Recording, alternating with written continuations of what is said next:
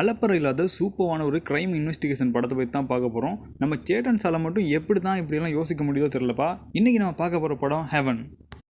படத்தோட ஆரம்பத்திலே ஒரு இளம் போலீஸ் கேடட் டீம் காட்டுக்குள்ளே 2 நாள் கேம்பிங்க்கு போகிறாங்க. அங்கே ஒரு பொடி கிடக்கிறத பார்த்து போலீஸ்க்கு இன்ஃபார்ம் பண்ணுறாங்க. போலீஸ் பண்ண விசாரணையில் அந்த பொடியில் இருக்க புழுக்களோட வயசை வச்சு அந்த பொடி 4 நாளைக்கு முன்னுக்குன்னு கண்டுபிடிக்கிறாங்க. எப்படின்னா, நாம் இறந்து 1 நாளைக்கு அப்புறமா நம்ம உடம்புலேருந்து புழுக்கள் வரும்னு தடயவியல் ஆய்வாளர்கள் சொல்கிறாங்க. ஸோ மற்ற தடயங்கள்லாம் வச்சு பார்த்து ஏரியா இன்ஸ்பெக்டர் பீட்டரை அரெஸ்ட் பண்ணுறாங்க. இப்போ ஒரு தரமான மைண்ட் ப்ளோவிங் ஃப்ளாஷ்பேக் ஃபுல்லாக மிஸ் பண்ணாமல் கேளுங்க, அப்போ தான் கதை புரியும். பீட்டர் ஒரு நேர்மையான போலீஸ் அதிகாரி. ஒரு நாள் அவர் ஸ்டேஷனுக்கு ஒரு டிரைவர் வராரு, அவரோட பொண்ணை காணலன்னு. ஸோ பீட்டரோட சாமர்த்தியத்தால் அந்த பொண்ணை அவருக்கு மீட்டு கொடுக்குறாரு. அப்போது ஸ்டேஷனுக்கு ஒரு கோல் வருது, ஒரு மேர்டர் நடந்திருக்குன்னு. அங்கே போய் பார்த்தா ஒரு மேர்டர் இல்லை, ஒரு ஃபேமிலியோட 3 பேருமே கொலை பண்ணியிருக்காங்க. அங்கே தான் ஒரு ட்விஸ்ட்டு. என்னென்னா, கொலை பண்ணப்பட்ட மிஸ்டர் மேத்யூவோட வீட்டில் ஒரு பெங்காலி பையன் ரொம்ப காலமாக தங்கியிருந்து வேலை பார்த்துருக்கான். ஸோ அவன் ஹவுஸ் டோரில் தங்கியிருக்கான்னு அங்கே போய் பார்க்குறாங்க. அங்கே பெங்காலி பையன் இல்லை, அவனுக்கு பதிலாக இன்ஸ்பெக்டர் பீட்டரோட மகன் இறந்துருக்கான். இன்ஸ்பெக்டர் உடஞ்சி போய் என்ன செய்கிறதுன்னு தெரியாமல் அப்படியே உட்காந்துடுறாரு. ஏன்னா இன்ஸ்பெக்டரோட பையனும் இந்த கொலையில் இறந்த சின்ன பொண்ணும் ஒரே கிளாஸில் படிக்கிறவங்க. ஸோ இதில் இன்ஸ்பெக்டர் பையன் நேரடியாக சம்மந்தப்பட்டிருக்கனால இந்த கேஸுக்கு இன்னொரு போலீஸ் அதிகாரியை ரெக்கமெண்ட் பண்ணுறாங்க ஆஃபீஸர்ஸ். ஆனால் தன்னோட மகன் இதில் சம்மந்தப்பட்டிருக்கனால நானும் இதில் தனியாக ஒரு விசாரணை பண்ணிக்கிறேன்னு அனுமதி வாங்கிட்டு இன்ஸ்பெக்டர் பீட்டர் வேறையாக விசாரணை பண்ணிகிட்ருக்காரு. ஸோ இப்போ எல்லாரோட ஃபோக்கஸும் அந்த வீட்டிலேருந்து ஓடிப்போன பெங்காலி பையன் மேலே தான் இருக்குது. அவன் தான் இவங்களெல்லாம் கொலை பண்ணியிருக்கணும்னு.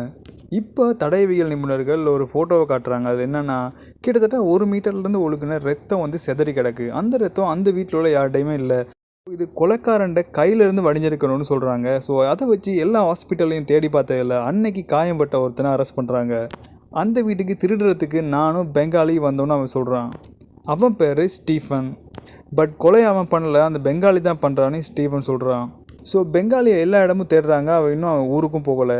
திரும்பவும் போலீஸ்க்கு ஒரு டவுட் வந்து கொலை நடந்த மேத்யூவோட வீட்டை சுற்றி தேடுறாங்க. அப்போ அங்கேருந்து பெங்காலியோட உடம்பு எடுக்கிறாங்க. ஸோ போலீஸுக்கு தலை சுற்றிடுது, யார் இந்த கொலையை பண்ணியிருப்பான்னு. கொலை பண்ண முதல் மேத்யூவை டேப்பில் சேரில் சுற்றி கட்டியிருப்பாங்க. அந்த கட்டுறதை பார்க்கும்போது கண்டிப்பாக அது லெஃப்டினன்ட் தான் கொலை பண்ணியிருக்கான். ஆனால் இங்கே அரெஸ்டான ஸ்டீவனும் சரி, இறந்து போன பெங்காலியும் சரி, 2 பேருமே ரைட் ஹேண்ட்னு போலீஸ்க்கு விசாரணையில் தெரிய வருது. இந்த கொலைக்கு பின்னால் யாரோ இருக்காங்கன்னு வலை போட்டு தேடுறாங்க. பட் யாருமே கண்ணில் மாட்டுறாங்கல்ல. திரும்பவும் ஸ்டீஃபனை குறுக்கு விசாரணை பண்ண அனுமதி கேட்டு அப்ளை பண்ணுறாங்க. பட் கவர்மெண்ட் வக்கீல் அதை நிராகரிக்கிறாரு. ஸோ இந்த கொலையை திருட வந்த இடத்துல ஸ்டீஃபன் தான் பண்ணியிருப்பான்னு மேலதிகாரிகிட்ட சொல்லிவிட்டு கொஞ்ச நாளாக லீவு கேட்டுட்டு லீவில் போகிறாரு பீட்டர். லீவில் போயிட்டு யார் இந்த கேஸை நிராகரித்தாரோ அந்த வக்கீலை ஃபாலோ பண்ணுறாரு. அப்போ தான் அவருக்கு ஒரு விஷயம் தெரிய வருது. என்னென்னா, இந்த கொலைக்கு பின்னால் இருக்கிறது ஃபேபியன் ஜோன் என்ற ஒரு டைமண்ட் ஸ்மக்லர். வருஷத்துக்கு முன்னால் வரைக்கும் அவன் பெண்களை, அதாவது கர்ப்பிணி பெண்களை தான் கேரியராக யூஸ் பண்ணி டைமண்டை நாசுக்காக கடத்திக்கிட்டு இருக்கான். ஒரு முறை அவனோட ஒய்ஃபையே அவன் கேரியராக யூஸ் பண்ணி டைமண்டை கடத்துகிறான். இவன்ட பிளான் படி அவனோட ஒய்ஃபு ஏர்போர்ட்லேருந்து சேக்கிங்கில் சிக்காமல் சுகமில்லன்னு நடித்து நேராக ஹாஸ்பிட்டல் போயிடுறா. ஹாஸ்பிட்டலில் அப்போ நர்ஸாக வேலை பார்த்துட்டு இருந்த இறந்து போன மேத்யூ இந்த விஷயத்தை கஸ்டம்ஸ்க்கு அறிவிச்சிடுறாரு. இதுக்காக மேத்யூவுக்கு கவர்மெண்ட்டால் 1 கோடி ரூபா ரிவார்ட் கிடைக்குது. பட் ஜானோட ஒய்ஃப் குழந்தை டென்ஷனாலையும் அந்த மருந்தாலையும் அபோர்ட் ஆகிடுது. இதனால அவள் சூசைட் பண்ணிக்கிறா.